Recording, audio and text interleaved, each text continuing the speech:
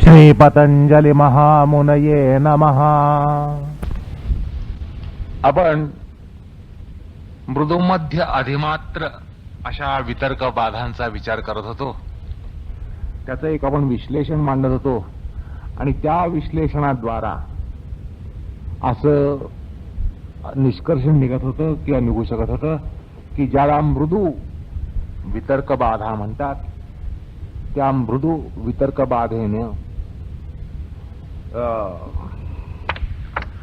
आपल्या हातून प्रमाद घडून थोडा मिथ्याचार संभवतो, दंभाचार संभवतो. म्हणजे आपण पापभीरू आहोत अशी जी एक प्रतिमा निर्माण झाली ती, किंवा आपण ज्याचं पालन करत होतो त्यापासून आपण भ्रष्ट झालो हे लोकांना समजू नये, दुसऱ्यांना समजू नये, दुसऱ्यांना दिसू नये याची आपण आटोकाट काळजी घेत असतो. आलं का लक्षात? आपली जी एक प्रतिमा निर्माण झाली असते किंवा ज्याचा आपण आतापर्यंत अंगीकार केला, स्वीकार केला, ज्याचं पालन केलं, ते काही कारणाने सुटतंय, आपल्यामध्ये काहीतरी प्रमाद घडतोय किंवा वासनांचे बुडबुडे येत आहेत आणि त्याच्यामुळे आपल्या हातनं तो निग्रह पार पाडता येणार नाही आणि त्याला तडा जाणार असं जर होत असेल तर आपण एक काळजी घेतो की निदान आपल्यामध्ये जी भ्रष्टता येणार आहे, पतन होणार आहे, त्याचा सुगावा इतरांना लागू नये. थोडीशी त्या ठिकाणी चोरीमारी असते, चोरून आपण करत असतो अर्थात त्यामुळे त्या ठिकाणी एक मिथ्याचार असतो, दंभाचार असतो. म्हणजे आपण दाखवत असतो की माझं पतन झालं नाही, पतन झालेलं असतं. आपण दाखवत असतो की मी भ्रष्ट झालेलो नाही, पण आपण भ्रष्ट झालेलो असतो. काही अंशाने का होईना आपण भ्रष्ट झालेलो असतो आणि आपण ते लपवण्याचा प्रयत्न करत असतो. तर त्यामुळे मृदू असं जर त्या ठिकाणी मृदू प्रकारचं जर इन्फेक्शन असेल, सौम्य इन्फेक्शन असेल, तर आपण असं पेलवू शकतो नाटक. आपण नाटक करू शकतो, ढोंग करू शकतो. आणि म्हणून त्यावेळेला मिथ्याचार आणि दंभाचार संभवतो. आपण काय दंभ करतो की मी आहे तसाच आहे, मी तेवढाच धर्म पाप भिरू आहे, तेवढ्याच धार्मिक वृत्तीचा आहे, तेवढ्याच प्रमाणात माझा निग्रह चालू आहे, पण स्खलने झालं असतं आणि म्हणून आपण मिथ्याचार आणि दंभाचार ह्याला कवटाळत असतो. अर्थात मृदू संवेग असेल किंवा मृदू अशा प्रकारची बाधा असेल, मृदू वितर्क बाधा असेल तर हे संभवू शकतं. वितर्काचा जर जोर असेल, वितर्क बाधेचा जर जोर असेल, इन्फेक्शनचा जोर असेल तर आपल्याला ते करता येत नाही आणि मग मध्यम स्वरूपाचं एक त्या ठिकाणी वितर्क बाधा ही असते. त्यामुळे काय होतं तर अनाचार संभवतो. अनाचार संभवतो म्हणजे आपण निग्रह पाळू शकत नाही, निग्रह सोडतो. निग्रह त्या ठिकाणी सोडून देतो आपण आणि म्हणून त्याला अनाचार म्हणतात. म्हणजे आचार नसणं, असलेला आचार सोडून देणं अशा प्रकारे मध्यम स्वरूपाचा असतो. पण त्याही पेक्षा जर जबरदस्त इन्फेक्शन झालं, अधिमात्र असं जर इन्फेक्शन झालं तर अधिमात्र अशी वितर्क बाधा होते आणि त्या ठिकाणी अत्याचार संभवतो किंवा विपरीताचार संभवतो. त्यामुळे हे जे आपण मिथ्याचार, अनाचार, अत्याचार हे जे शब्द वापरतो त्यांची ती संकल्पना समजून घ्या. मिथ्याचारामध्ये चोरून केलेलं असतं, चोरून अधर्म घडतो. अनाचारामध्ये धर्म हा सोडून दिला जातो, त्याची बंधनं सोडून दिली जातात, सैल सोडली जातात. आणि अत्याचारामध्ये त्यांना झुगारून विपरीत आचरण केलं जातं. धर्म सोडून अधर्म हा पाळला जातो. धर्म सोडणं यापेक्षा अधर्माला कवटाळणं ह्याच्यामध्ये वितर्क बाधा जास्त आहे, ह्यात अधर्म मोठा आहे. मिथ्याचारापेक्षा मिथ्याचारामध्ये धर्म न सोडल्याचं आपण दाखवत असतो, धर्म सुटलेला असतो, धर्म सोडत नाही, सोडलेला नाही असं दाखवतो. त्यामुळे त्या ठिकाणी जे ग्रहण लागलंय ते कमी कलेच आहे. त्यापेक्षा जास्त ग्रहण लागलं आपल्या सत्सद विवेक बुद्धीला तर काय होतं की आपण अनाचार करतो, म्हणजे धर्म भ्रष्ट होतो, धर्म सोडून देतो. पण धर्म सोडणं म्हणजे अधर्मालाच कवटाळलं पाहिजे असं नाही. एक मधली एक अवस्था असते की केवळ धर्माचं बंधन आपण ठेवत नाही, पण अधर्मालाही कवटाळत नाही. त्यामुळे हा मध्यम स्वरूपाचा वितर्क आहे. पण ज्यावेळेला अधिमात्र स्वरूपाचा वितर्क असतो त्यावेळेला आपण अत्याचार करतो, विपरीताचार करतो. तर अशा प्रकारे मृदू म्हणजे मिथ्याचार, दंभाचार, मध्यम म्हणजे अनाचार आणि अधिमात्र म्हणजे अत्याचार किंवा विपरीताचार असं आपल्याला या ठिकाणी समजून घेता येतं. आता या ठिकाणी एक उदाहरण पाहू. या उदाहरण पाहिलं तर आपल्याला ते जास्त स्पष्ट होईल. या ठिकाणी अहिंसा पाळतो असं ढोंग करणं हे मृदू वितर्काला जागा देण्यासारखं आहे. म्हणजे निदान त्या ठिकाणी थोडी लज्जा आहे. लज्जा असल्यामुळे किंवा जनाची लाज असल्यामुळे, मनाची नसली तरी जनाची लाज असते आणि त्यामुळे आपण अहिंसा पाळतो आहोत असं दाखवत असतो, ढोंग करत असतो आणि एक अर्थात त्यामुळे तो मृदू वितर्क ठरतो. मध्य वितर्कामध्ये अहिंसा पाळण्याविषयी आपण बुद्धी सोडून देतो, निग्रह सोडून देतो, हट्ट सोडून देतो, आपली तत्परता सोडून देतो. आलं का लक्षात? अहिंसा पाळायला पाहिजे म्हणून आपला जो निग्रह आहे किंवा आपली जी इच्छा आहे किंवा त्यामागे जी धारणा आहे ती धारणा आपण थोडी सैल ती सोडून देतो, आपण त्यात सैलपणा आणतो. आलं का लक्षात? आणि अधिमात्र वितर्क जर असेल तर हिंसा करणं, अहिंसा तर सोडलीच पण हिंसेमध्ये प्रवृत्त होणं, हिंसा उघड करणं अशा प्रकारे अत्याचार असतो आणि विपरीताचार असतो. आलं का लक्षात? अहिंसा पाळल्याचं दाखवणं हे मृदू आहे. अहिंसा पाळण्यासंबंधीचा निग्रह सोडून देणं, ते बंधन सोडून देणं हा मध्यम आहे. आणि तद्विरुद्ध हिंसेला कवटाळणं, हिंसा करणं, उघड हिंसा करणं हा झाला अत्याचार किंवा विपरीताचार. अर्थात क्रमशः मृदू वितर्क बाधा, मध्यम वितर्क बाधा, अधिमात्र वितर्क बाधा या आपल्याला समजून घेता येतील, मनोविज्ञानतः समजून घेता येतील. आणि एक अर्थात त्यामुळे तो मृदू वितर्क ठरतो. मध्य वितर्कामध्ये अहिंसा पाळण्याविषयी आपण बुद्धी सोडून देतो, निग्रह सोडून देतो, हट्ट सोडून देतो, आपली तत्परता सोडून देतो. आलं का लक्षात? अहिंसा पाळायला पाहिजे म्हणून आपला जो निग्रह आहे किंवा आपली जी इच्छा आहे किंवा त्यामागे जी धारणा आहे ती धारणा आपण थोडी सैल ती सोडून देतो, आपण त्यात सैलपणा आणतो. आलं का लक्षात? आणि अधिमात्र वितर्क जर असेल तर हिंसा करणं, अहिंसा तर सोडलीच पण हिंसेमध्ये प्रवृत्त होणं, हिंसा उघड करणं अशा प्रकारे हा अत्याचार असतो आणि विपरीताचार असतो. आलं का लक्षात? अहिंसा पाळल्याचं दाखवणं हे मृदू आहे. अहिंसा पाळण्यासंबंधीचा निग्रह सोडून देणं, ते बंधन सोडून देणं हा मध्यम आहे. आणि तद्विरुद्ध हिंसेला कवटाळणं, हिंसा करणं, उघड हिंसा करणं हा झाला अत्याचार किंवा विपरीताचार. अर्थात क्रमशः मृदू वितर्क बाधा, मध्यम वितर्क बाधा, अधिमात्र वितर्क बाधा या आपल्याला समजून घेता येतील, मनोविज्ञानतः समजून घेता येतील. असो तर आता सूत्रगत प्रतिपक्ष भावनेचा प्रकार हिंसेप्रमाणे अनृत, स्थेय, अब्रह्मचर्य आणि परिग्रह यात संभवतो. अर्थात सगळ्या यमांचे संबंधात वितर्क बाधा होत असते. तसाच शौच, संतोष, तपस, स्वाध्याय, ईश्वरप्रधान यांच्या संदर्भात सुद्धा यांना सुद्धा वितर्क बाधा ही होत असते. अर्थात हा निर्देश शास्त्रकारांनी केलेला आहे. आता शौचादी नियमांचे जे वितर्क आहेत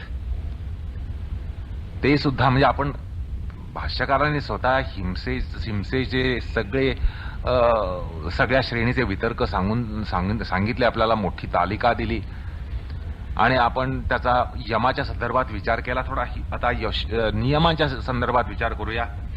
शौचादी नियमांचे वितर्क हे सुद्धा कृत कारित अनुमोदित लोभ क्रोध मोह मूलक मृदू मध्य अधिमात्र अशा श्रेणीचे असतात.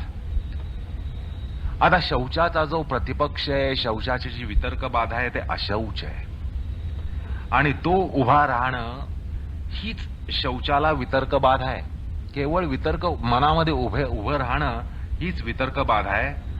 आणि अशौचकृत म्हणजे स्वतःहून पाळलेलं, स्वतःहून घडवलेलं असं जे अशौच असतं ते कृत असतं. अर्थात स्वतःनं जाणून बुजून स्वबुद्धीनं शौचामध्ये प्रमाद करणं, शौचाला फाटा देणं, अर्थात अशौच घडवणं हे कृत असतं. किंवा काही वेळेला काय होतं की दुसऱ्या कोणाच्या निमित्तानं असत्संगानं होऊ शकतं, त्यामुळे ते कारित असतं. अर्थात संसर्ग बाधा कारण अशौच घडू शकतं, ते कारित होईल. आणि अनाठायी प्रवासादी कारण सुद्धा हे घडतं. अनाठायी प्रवास करणं त्यामुळे सुद्धा अशौच हे घडत असतं. अनुमोदित अशौच हे बुजुर्ग वर्गातून किंवा अनुमती घेण्यानं घडतं. बुजुर्ग वर्गाने सांगा बाबा काय पाळायचं कारण नाही रे, बापच पोराला सांगतो, त्यामुळे ते अनुमोदन असतं. तसंच अशौच हे लोभमूलक असेल. जेव्हा एखाद्याला उकिरड्यातील पेढा खावासा वाटेल, होतो मोह काही वेळेला, लोभ होतो, पेढा असतो, उकिरड्यावर पडला म्हणून काय झालं, जरा घ्यावं, हाताने झटकावा, रुमालाने पुसावा आणि खावा, तर ते झालं अशौच आहे. पण ते लोभमूलक आहे. काही वेळेला क्रोधानं बुद्धिभ्रष्ट होऊन क्रोधांधतेनं असं घडतं. काही वेळेला क्रोधानं राग आलेला असतो आणि मुद्दाम अशौच घडू शकतं. किंवा मोहमूलक असं होतं की त्यामुळे शेणात लोळा असं वाटतं. आपण म्हणतो शेण खाण्याची बुद्धी का झाली, शेण खाण्याची बुद्धी होते, शेणात लोळण्याची तशीच बुद्धी होते. हे मोहजन्य असं अशौचाचं उदाहरण घेता येईल आपल्याला. अशा प्रकारे कृतकारित अनुमोदित प्रकारानं हे संबोधतं. आता अशौच हे मृदू असेल, मध्य असेल किंवा अधिमात्र असेल असं शास्त्रकार सांगतायत. म्हणजे काय तर मिथ्याचार असेल तर हा मृदू प्रतिपक्ष आहे. शौचाचा आपण ढोंग करतो आणि शौच आंघोळ केलेली नसते, पण चेहरा वगैरे धुवून पुसून साफ करून चांगले कपडे घालून अंगावर सेंट फवारून त्या ठिकाणी मिथ्याचार असतो. तर मिथ्याचारानं संभवणारा अशौच हे मृदू प्रतिपक्ष आहे. आणि एक अनाचार, त्याबद्दलचा अनाचार हा मध्यम प्रतिपक्ष आहे. तर त्याबद्दलचा विपरीताचार हा अधिमात्र असा प्रकार आहे. तर अनाचारामध्ये आपण हेळसांड करतो, म्हणजे अगदीच शौच पाळत नाही, अशौच असं काही त्याला बिलगत नाही, कुठल्याही घाणीला बिलगत नसतो. पण केवळ त्यावर शौचाबद्दलची आपली जी आपला जो निग्रह असेल, निर्धार असेल, तो आपण सैल करतो, निग्रह सोडून देतो, निर्धार सोडून देतो. आणि विपरीताचारामध्ये अक्षरशः आपण उघडपणे अशौच करतो. तर असं आपल्याला मृदूमध्ये अधिमात्र हा प्रकार समजून घेता येईल. किंवा असंही लक्षात घ्या की मृदू अशौचामध्ये ज्यावेळेला मृदू बाधा असेल, मृदू वितर्क असेल, त्यावेळेला शौचाचा देखावा असेल, आपण शौचाचा देखावा करू. आणि म्हणजे मुख रंगरंगोटी असेल त्या ठिकाणी, ज्याला सेम्बलन्स ऑफ क्लेनलीनेस, शौचाचं ढोंग असं म्हणतात. त्यामुळे हा मिथ्याचार ठरतो, हिपोक्रेसी ज्याला म्हणतात.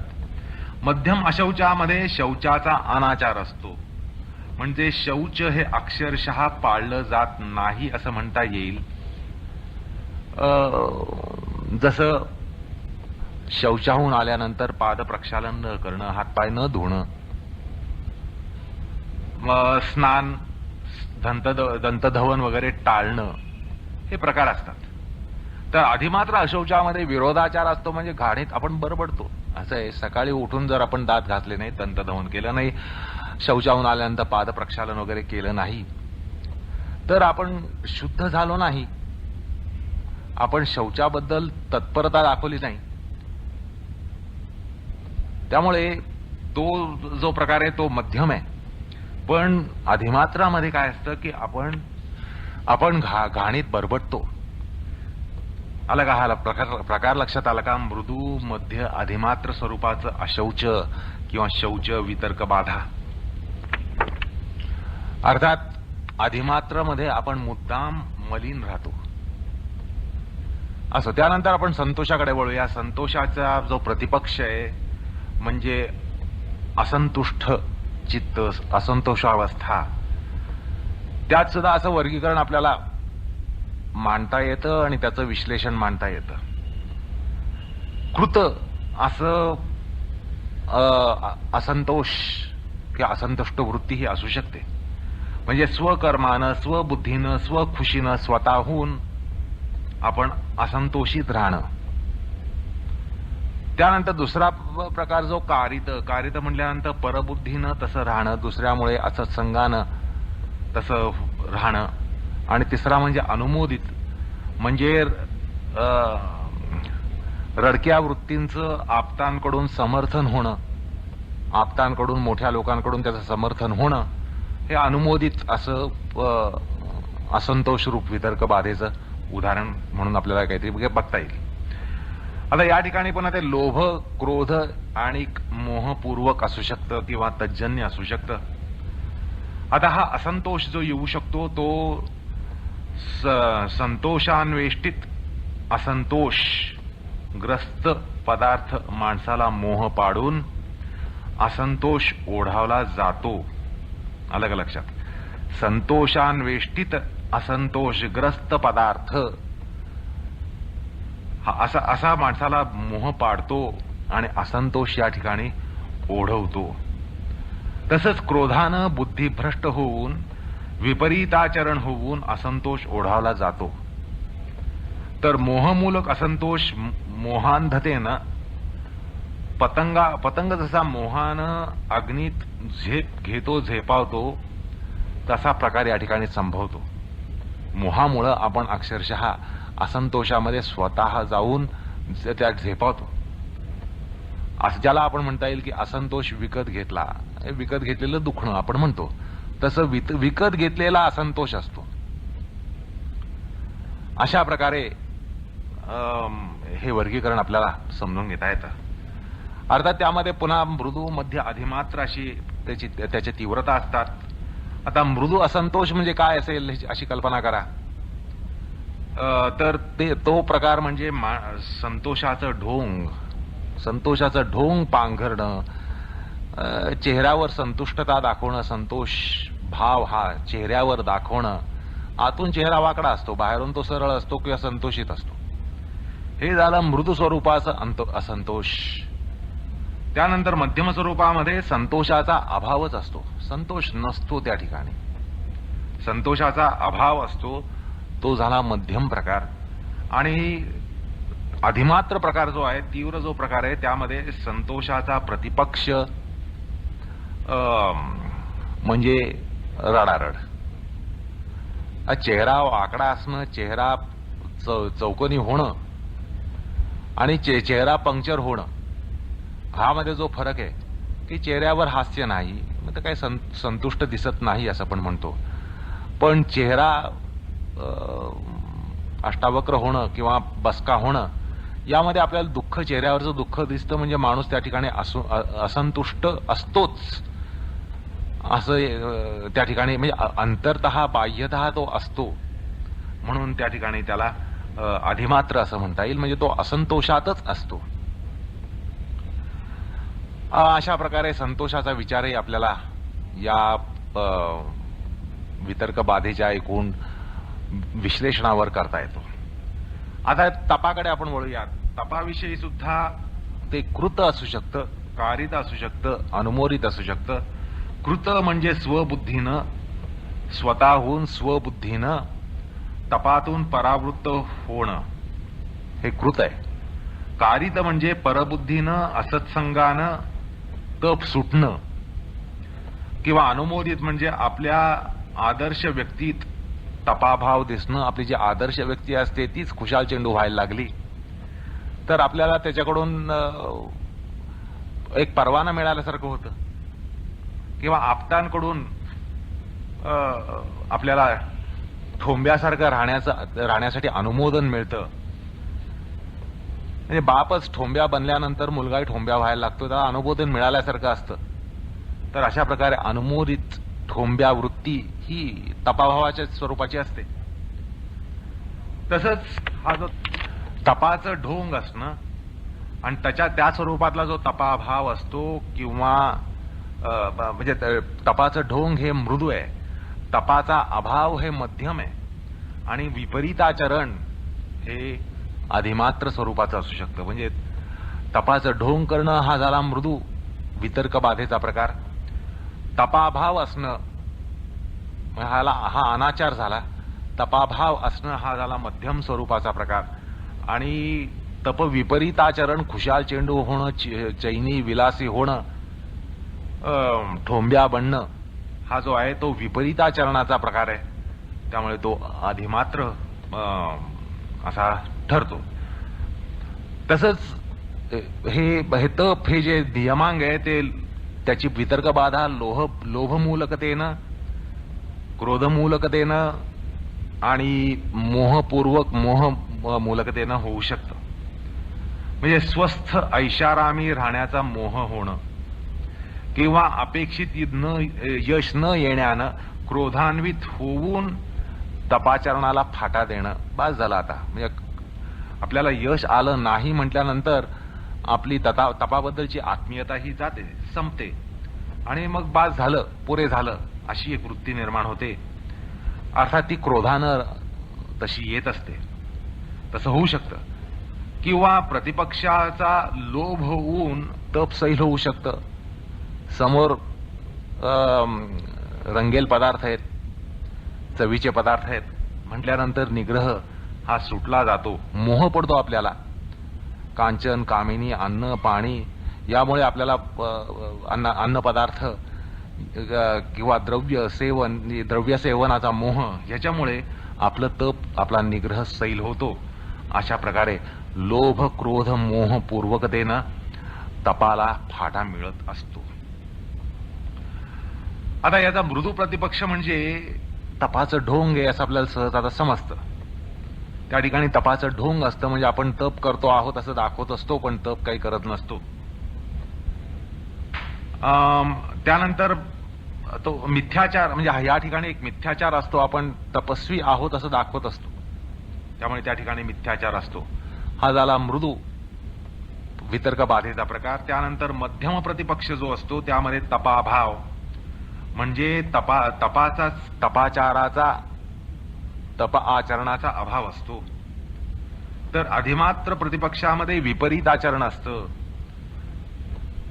याचा अर्थ असा की तप जर इंद्रिय निग्रह मानलं तर या अधिमात्र प्रतिपक्षाद्वारा इंद्रियांना मोकळं सोडलं जातं, स्वैर सोडलं जातं. इंद्रियानंद विषयक आत्यंतिक तत्परता पाळली जाते. विलासी चैनी असा आचार बनतो आपला. तर अशा प्रकारे अधिमात्र वितर्क बाधा झाली तर माणूस खुशाल चेंडू बनतो. जो तपस्वी होता, निग्रहाचा तो पुतळा होता, निग्रह पाळत होता, किंबहुना किमान पक्षी तो पाळत होता, आणि आता असं दिसतं की अधिमात्र बाधा झाली तर तो त्याला झुगारून देतो आणि प्रतिपक्ष जो आहे त्याला कवटाळतो. अशा प्रकारे तपाचाही आपल्याला या सूत्राच्या पट्टीवर विचार करता येईल. सूत्राची जी विश्लेषण पद्धती आहे त्या विश्लेषणावर आपल्याला तप या नियमांगाचा सुद्धा विचार करता येतो. त्यानंतर स्वाध्यायाविषयी असं म्हणता येईल की हे सुद्धा कृत म्हणजे स्वकृत अनाध्याय रूप असतं. स्वतः स्वबुद्धीनं आपण स्वाध्यायाला फाटा देऊ शकतो, अनाध्याय करू शकतो.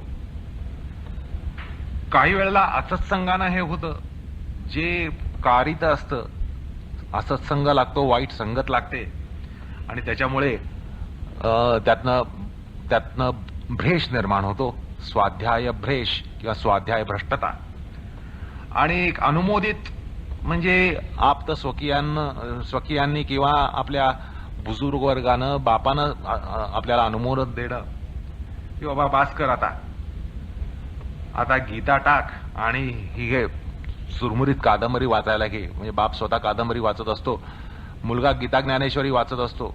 बाप येऊन बघतो आणि म्हणतोय तुझं काय चाललंय, आता बास कर, गीता ज्ञानेश्वरी बाजूला ठेव आणि ही सुरमुरीत कादंबरी जरा वाच. असं अनुमोदनाचा प्रकार आपल्याला समाजामध्ये दिसतो.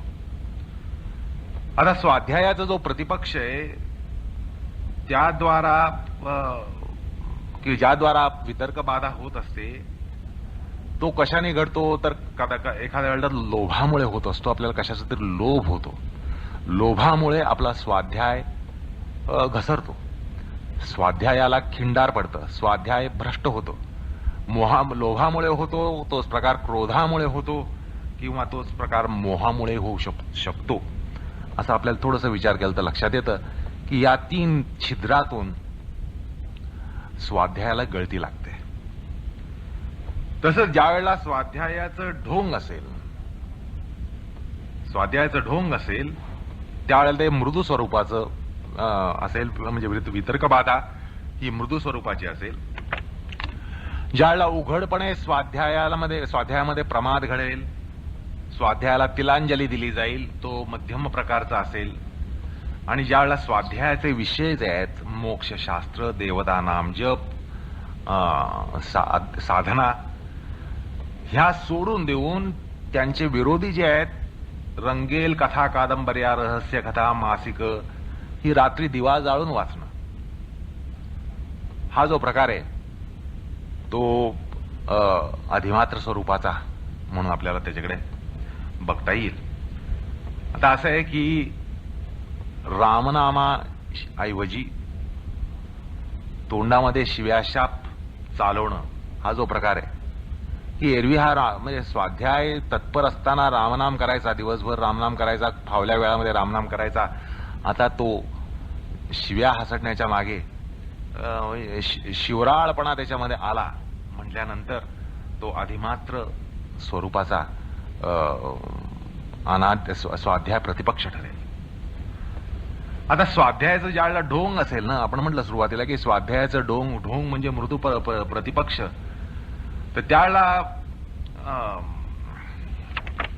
काय होईल की आपल्याला बघताना त्या साधकाकडे असं वाटतं की बघा हा काहीतरी गीता ज्ञानेश्वरी वाचतोय, कारण हातामध्ये गीता ज्ञानेश्वरी असल्याचं आपल्याला दिसतं. बाहेरच्या त्याच्या पृष्ठ मलावरून असं दिसतं की बाबा ह्याच्या हातात गीता ज्ञानेश्वरी आहे. पण काय असतं की पुस्तकाच्या आतमध्ये त्याने दुसरं एक पुस्तक लपवलं असतं आणि वाचत असतो, ते पुस्तक वाचत असतो, रंगेल कादंबरी वाचत असतो किंवा एखादी कथा कादंबरी वाचत असतो किंवा रहस्य कथा वाचत असतो किंवा विकृत साहित्य वाचत असतो. बाहेर बघण्याला वाटतं की हा गीता ज्ञानेश्वरी वाचतोय. हे झालं ढोंग. आणि ज्या वेळेला गीता ज्ञानेश्वरी जो आपण बघतो की बाबा त्रिकाळ हातामध्ये काही त्या गीता ज्ञानेश्वरी असते, दर विशिष्ट वेळामध्ये सकाळी किंवा संध्याकाळी ह्याच्या हातात नेहमी गीता ज्ञानेश्वरी असते. आणि संध्याकाळी पाहिलं तर आता तो हातामध्ये गीता ज्ञानेश्वरीने दुसरा कुठलाही उद्योग करत असतो. हे स्वाध्यायाला फाटा दिला असतो. आपण त्याला विचारावं की तू काय स्वाध्याय नाही का, तर म्हणतो आज सुट्टी घेतली म्हणतो. तर ही सुट्टी त्याची रोज रोज चालू असते. तर हा जो प्रकार आहे तो मध्यम प्रतिपक्ष ठरेल. आणि उघडपणे ज्यावेळेला तो लोकांसमोर अश्लील साहित्य वाचायला लागेल, ज्यावेळेला आपण म्हणू की बाबा हा कालपर्यंत ज्ञानेश्वरीशिवाय बोलत होता, ज्ञानेश्वरी, गाथा, दासबोध, भगवद्गीता, उपनिषद यांचं योगशास्त्र अध्यात्मशास्त्र हेच त्याच्या हातात असायचं, ह्याचाच त्याचा नेहमी विचार असायचा, हातामध्ये तेच पुस्तक असायचं, अशाच प्रकारची पुस्तक असायची. आणि आज तर त्याच्या हातामध्ये रंगेल कादंबरी आहे, कथा कादंबरी आहे, अश्लील साहित्य बघतोय, मासिकं चालतोय. तर हा झाला अधिमात्र प्रतिपक्षाचा प्रकार, अधिमात्र अशी वितर्कबाधा.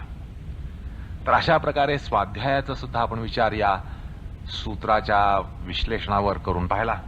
आता आपण ईश्वर प्रणिधानाचा विचार करूया. ईश्वर प्रणिधानाचा प्रतिपक्ष तो कसा प्रवर्तित होतो, तर तो एकतर कृत ईश्वर अप्रणिधान घडवेल. ईश्वर अप्रणिधान, ईश्वराचं प्रणिधान न करणं, हे कृत स्वरूपाचं असेल. स्वतःहून स्वबुद्धीनं स्वेच्छेनं तो पतन करून घेईल. किंवा कृत असं अनीश्वर प्रणिधानही होऊ शकेल. स्वतःच्या हाताने अनीश्वर प्रणिधान, यातला फरक लक्षात घ्या. ईश्वर अप्रणिधान आणि अनीश्वर प्रणिधान. ईश्वराचं प्रणिधान सोडून देणं म्हणजे भगवत पूजा सोडून देणं, आणि अनीश्वर प्रणिधान म्हणजे भगवंताचे जे विरोधी आहेत, रावण पूजक बनणं, कुंभकर्ण पूजक बनणं, त्यांनाच देव म्हणून डोक्यावर घेणं, हिरण्याक्ष हिरण्यकशिपू, दंतवक्र शिशुपाल, हे त्यांचे दैवत बनणं, ह्यांना आपण दैवत ठरवणं. आपण जसं म्हणतो की जे दैवत कोण, आपण म्हणतो राम कृष्ण गणेश वगैरे म्हणतो, पण हा काय म्हणायला लागतो की माझं दैवत म्हणजे रावण कुंभकर्ण दंतवक्र शिशुपाल, हे त्याचे पुण्यश्लोक प्रातस्मरणीय अशी देवता असतात. हे झालं अनीश्वर प्रणिधान, अनार्य वृत्ती ज्याला म्हणतात, अनीश्वर प्रणिधान. या प्रकाराने सुद्धा ईश्वर प्रणिधानाचा प्रतिपक्ष उभा राहू शकतो. म्हणजे केवळ देवदेव सोडणं हेच ईश्वर अप्रणिधान नाहीये, तर देवदेव सोडून दानवांना, असुरांना डोक्यावर घेणं हे सुद्धा एक ईश्वर प्रणिधानाचं प्रतिपक्ष म्हणून आपल्याला लक्षात घेतलं पाहिजे. त्याला अनीश्वर प्रणिधान असं म्हणता येईल. अर्थात हे स्वबुद्धीनं होईल किंवा ते कारित असेल. कारित म्हटल्यानंतर असत्संग, परहस्ते या गोष्टी घडतील. आणि अनुमोदित हा जो प्रकार आहे तो श्रद्धेय व्यक्तींमधनच आपल्यामध्ये सर्जित केला जाईल. त्यांच्याकडनं अनुमोदन मिळेल. आपण देवदेव करणं सोडून दिलं तर टाळ्या वाजवणारे कोणी स्वकीय आपल्या भोवती असू शकतात. बरं झालं याचं ते वेड गेलं असं म्हणणारे काही असतात. तर तो झाला अनुमोदित अनीश्वर प्रणिधानाचा प्रकार किंवा ईश्वर अप्रणिधानाचा प्रकार. तसंच हे ईश्वर प्रणिधान जे आहे किंवा याचा प्रतिपक्ष म्हणून जे आहे ईश्वर अप्रणिधान आणि अनीश्वर प्रणिधान, हे नास्तिक किंवा साम्यवादीनं पैसा अडका उधळून घडेल जे लोभपूर्वक असेल. आलं का लक्षात? म्हणजे एखादा नास्तिक किंवा साम्यवादी हा काय करतो, पैसा उधळतो आपल्यासाठी आणि म्हणतो वा हे बघ ह्याच्यासाठी सोडून दे, आणि आपल्याला त्याचा लोभ होतो आणि म्हणतो आता ईश्वराची कृपा कशाला, इथं आपल्याला पैशाचं गाठोडं मिळतंय. त्याला त्याचा लोभ होतो आणि त्या लोभानं कदाचित ईश्वर प्रणिधान हे जाऊ शकतं. किंवा ईश्वर प्रणिधानानं काम्य सिद्ध न झाल्यानं क्रोधान्वित होऊन विपरीताचरण होऊ शकतं. अनेक वेळेला आपण जपजाप्य करत असतो, आम्हाला अमुक प्राप्ती हो, इष्टप्राप्ती अनिष्ट निवृत्तीसाठी आपण ईश्वर प्रणिधान करत असतो. त्याची काही व्रत करतो, 4 दिवसाचं व्रत, 8 दिवसाचं व्रत, 15 दिवसाचं व्रत, महिन्याचं व्रत, 3 महिन्याचं व्रत, चातुर्मास असं आपण करत असतो. आणि आपल्या काहीतरी इप्सित असतं, काहीतरी आपल्याला प्राप्त व्हावं, आणि ते होत नाही, झालं नाही म्हटल्यानंतर आपण क्रोधानं पेटतो, क्रोधान्वित होतो, आणि क्रोधान्वित होऊन आपण विपरीताचरण करतो. असा हा क्रोधमूलक सुद्धा प्रकार होऊ शकतो. चिडून क्रोधामुळे देव करणं सोडून देणारे कितीतरी या ठिकाणी हरीचे लाल आहेत की इप्सित प्राप्ती झाली नाही, इष्टप्राप्ती झाली नाही म्हटल्यानंतर, देवदेव करून मिळत नाही म्हटल्यानंतर हा देव कुठला असं म्हणून पाय आपटून तो जो भगवत धर्म आहे किंवा तो जो ईश्वर प्रणिधानाचा धर्म आहे त्याच्यातून तिथून उठून जाणं, निघून जाणं हा प्रकार संभवतो. तसंच हा प्रकार मोहांधतेनं होऊ शकतो, मोहापायी होऊ शकतो आणि पाखंडाला कवटाळलं जातं. मोहापायी पाखंड्याला कवटाळलं जातं. तर अशा प्रकारे ते लोभ क्रोध मोहपूर्वक असतात. हे प्रतिपक्ष, ईश्वर प्रणिधानाचा प्रतिपक्ष म्हणून जो अनिश्वर प्रणिधान आहे किंवा ईश्वर अप्रणिधान आहे हा लोभ क्रोध मोह मूलक होऊ शकतो. तसंच तो मृदू मध्य अधिमात्र अशा पट्टीचाही असू शकतो. ज्यावेळेला ईश्वर प्रणिधानाचा देखावा मात्र असेल तेव्हा तो मृदू झाला, दाखवत असतो की त्या ठिकाणी त्याचं जप चालू आहे, टाळ माळ गंध वगैरे सगळा असतो, पण आतून तो नुसता बाहेर दाखवण्यासाठी. कोणी बाहेर आला की लगेच गंध लावून येणार, माळा घालून येणार आणि त्या ठिकाणी ते ढोंग असतं. तर मध्यम प्रतिपक्ष जो आहे तो उघडपणे त्या ठिकाणी ईश्वर प्रणिधान सोडून दिलं जातं, त्याचा अस्वीकार केला जातो, त्याचा त्याग केला जातो. अनाचार हा अनाचार असतो. या ठिकाणी आचार सोडून दिलेला असतो. भगवत धर्माचा, भागवत धर्माचा, पूजन धर्माचा, ईश्वर पूजन धर्माचा त्या ठिकाणी त्याग असल्यामुळे तो अनाचार होतो. आचार सोडून दिला आणि अधिमात्र मध्ये तो उघडपणे विपरीत आचरण करत असतो, अन्यथा आचार करत असतो, पाखंड कवटाळत असतो. अशा प्रकारे ईश्वर प्रणिधानाचा सुद्धा विचार आपल्याला या सूत्राच्या विश्लेषणावर करता येतो आणि तो आपण आता केला. यानंतर आसनांग येतं. यमनियम झाल्यानंतर आसनांग येतं. आसनांगाविषयी सुद्धा प्रतिपक्ष पाहिजे झाल्यास असं म्हणावं लागतं की या अंगाची हेटाळणी, आसनांगाची हेटाळणी प्रमाद कृत स्वहस्ते असा होणं, कारित म्हणजे परहस्ते असत्संग कारण होणं, हेटाळणी होणं. त्यामुळे तसंच अनुमोदित असू शकतं. ज्या ठिकाणी दिशाभुलीचा प्रकार असतो, आपलेच आप्त स्वकीय बुजुर्ग वर्ग आपली दिशाभूल करून देतात आणि आपण त्यातून प्रमाद करतो, आसनांगाच्या साधनेतून प्रमाद करतो, असं होऊ शकतं. पुन्हा त्या ठिकाणी मिथ्याचार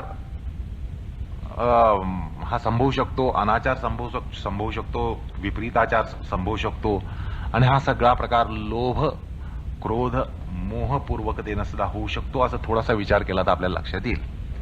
कारण लोभ कारण आपण सोडून देतो. कोणीतरी आपल्याला लोभ दाखवतो, बाबा हे तू नाही केलंस तर मी तुला अमुक देईन, ही साधना सोडून दिलं तर तुला अमुक देईन, अमुक पद देईन.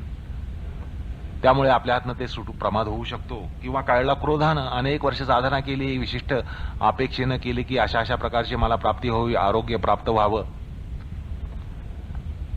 सामर्थ्य प्राप्त व्हावं आणि होत काही नाही म्हटल्यानंतर क्रोधानं त्या ठिकाणी प्रमाद हा घडू शकतो किंवा मोहानंही घडू शकतो प्रमाद. तर त्या ठिकाणी सुद्धा हे वितर्क लोभ क्रोध मोह पूर्वकतेनंच उपटत असतात असंही आपल्याला लक्षात येतं.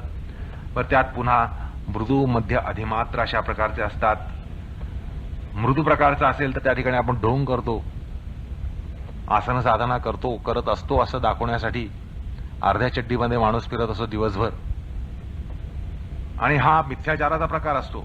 किंवा अनाचार असू शकतो की आसनांग साधना सोडून देणं.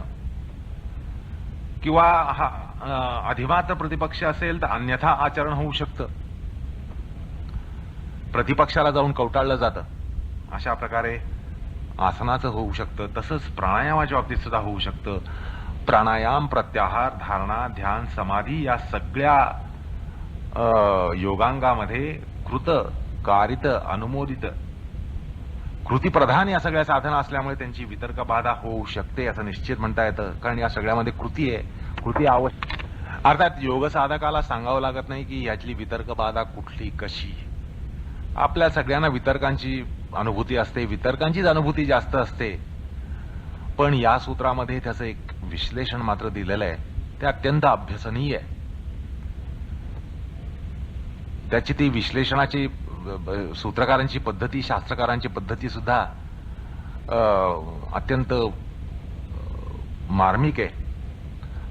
आणि एक अभ्यास योग्य आहे, अभ्यासनीय आहे.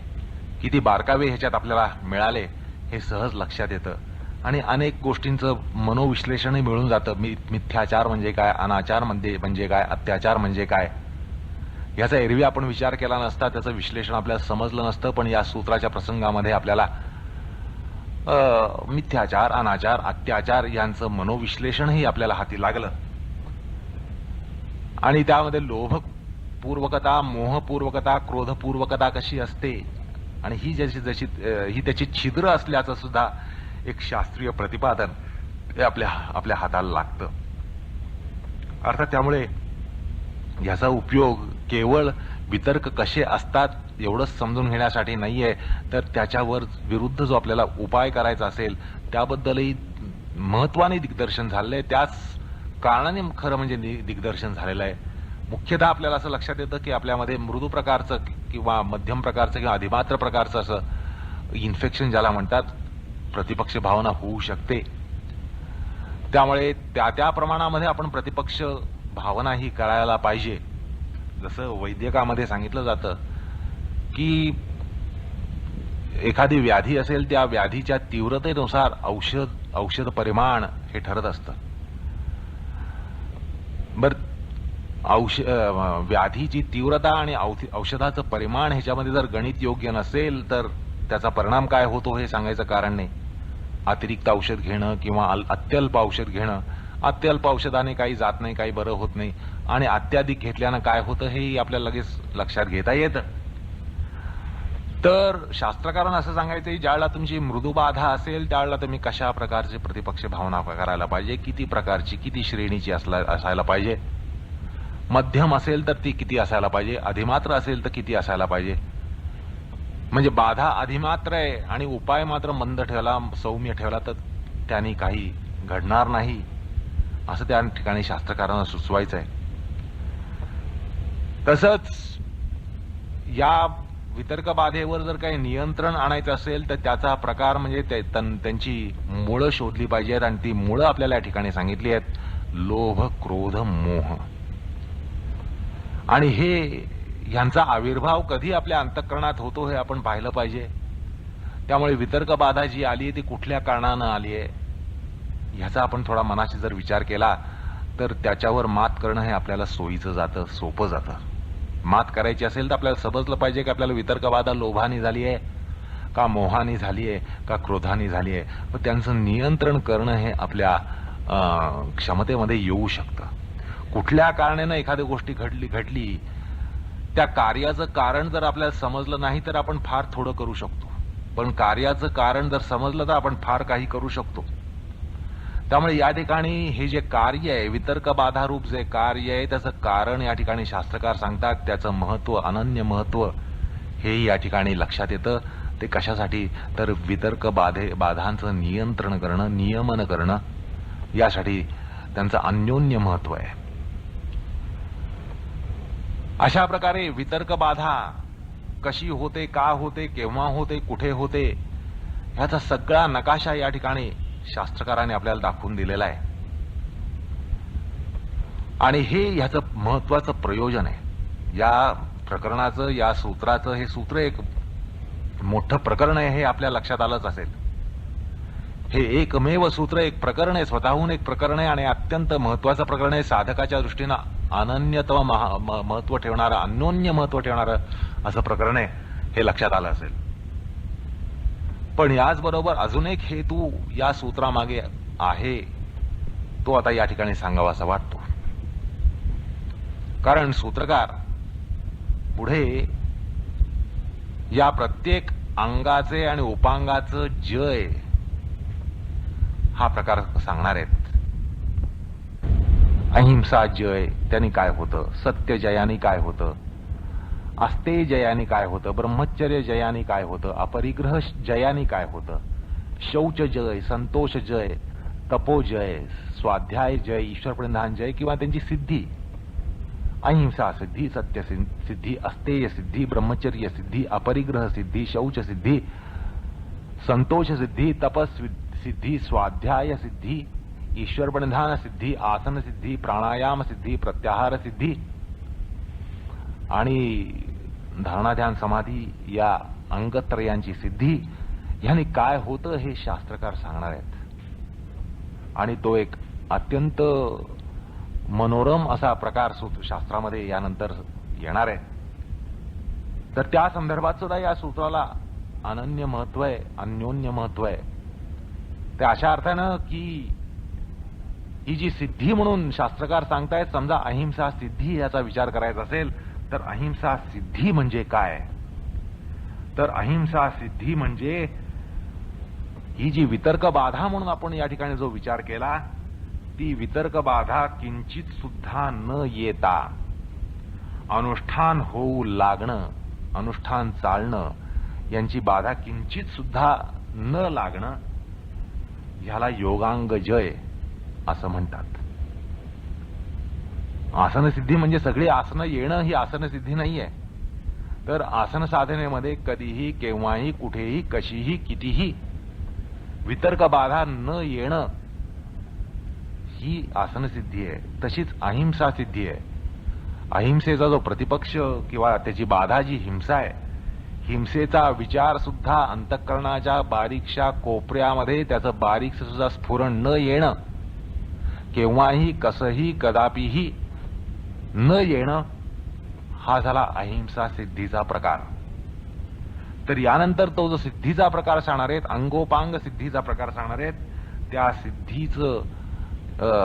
सिद्धीची प्राप्ती किंवा सिद्धीचा अर्थ म्हणजे वितर्क बाधा रहित, वितर्क बाधा शिवाय ती साधना, त्याचं अनुष्ठान होणं, वितर्कांचा प्रसव न होणं, वितर्क अप्रसवित राहणं, वितर्कांना अंकुर न फुटणं, ह्याला योगांगजय किंवा योग उपांगजय असं म्हटलं जातं. म्हणून भाष्यकार या संदर्भात म्हणतात, प्रतिपक्ष भावना हेतोः हेयाः वितर्का यदा अस्य स्युः अप्रसवधर्माणः तदा तत्कृतम् ऐश्वर्यं योगिनः सिद्धिसूचकं भवति. म्हणजे जेव्हा हे वितर्क या योगीला उपपन्नच होत नाहीत, तेव्हा त्याला योगसिद्धीला प्रकट करणारे यमनियमजन्य ऐश्वर्य प्रादुर्भूत होतात. तद्यथा असं म्हणून आगामी सूत्राकडे ते नेतात. अर्थात यानंतरच्या प्रकरणामध्ये सूत्रपात जो होणार आहे, तो सूत्रपात यातल्या प्रत्येक व्रताच्या सिद्धीचं स्वरूप, लक्षण हे सांगणार आहे. तर अशा प्रकारे ह्या सूत्राच्या प्रकरणाचा पुढल्या प्रकरणाशी सुद्धा कसा संबंध आहे हे सांगितलं जातं. कारण यानंतरचं जे प्रकरण आहे ते अहिंसा सिद्धीचं स्वरूप, लक्षण, फळ, तसंच सत्यसिद्धीचं स्वरूप, लक्षण, फळ, अस्तेय सिद्धीचं स्वरूप, लक्षण, फळ, ब्रह्मचर्य सिद्धीचं स्वरूप, लक्षण, फळ, अपरिग्रह सिद्धीचं स्वरूप, लक्षण, फळ, शौचाचं स्वरूप सिद्धी लक्षण फळ, संतोषाचं स्वरूप सिद्धी लक्षण फळ, नंतर तपाचं स्वरूप लक्षण सिद्धी फळ, स्वाध्यायाचं स्वरूप लक्षण सिद्धी फळ, ईश्वर बंधनाचं स्वरूप लक्षण सिद्धी फळ, अशा प्रकारे पाची यमनियमांचं त्यांची सिद्धी, प्रत्येकाची सिद्धी, त्याचं लक्षण, त्याचं फळ हे सांगण्यासाठी आगामी प्रकरण सुरू होतंय. अर्थात तिसऱ्या अंगाकडे आपण लगेच वळत नाही आहोत, आपण या एका उपप्रकरणाकडे वळणार आहोत. अर्थात त्या प्रकरणाचा आरंभ पुढल्या सूत्रामध्ये आहे, ज्यामध्ये अहिंसा सिद्धी सांगितली आहे. अर्थात तो विचार पुढल्या प्रसंगामध्ये. कृष्णार्पणमस्तु.